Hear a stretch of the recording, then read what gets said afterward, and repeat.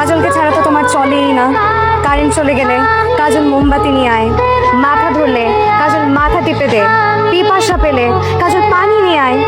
সব কাজে তোমার যদি কাজলকেই লাগে, তাহলে কাজলকে অপমান করলা কেন? তো সম্মান আছে নাকি যে তোকে অপমান করবে? শোন, তোকে আরেকটু জ্বালাই, আমার জন্য কড়া করে এক কাপ দুধ চা নিয়ে আয় তো যা। আজকে তোমাকে এমন চা খাওয়াবো যে বাপ মা 14 গোষ্ঠীর নাম ভুলে শুধু একটা নামই মনে রাখবা, কাজল। কাজল এবং আজকে তোমার কপালে চিনি চড়বে না, আজকে তোমার কপালে চড়বে লবণ, চিনির থেকেও বেশি মিষ্টি। একদম ঠিক আছে। ঠিক আছে, তুই স্বীকার করে নে যে আমার মাথা ভর্তি গোবর আর চোখ দুইটা গরুর। আমার মাথা ভর্তি গোবর আর আমার চোখ দুটো খুব সুন্দর। সুন্দর? বল আমার চোখ দুটা গরুর মতো। আমার চোখ দুটো গরুর মতো।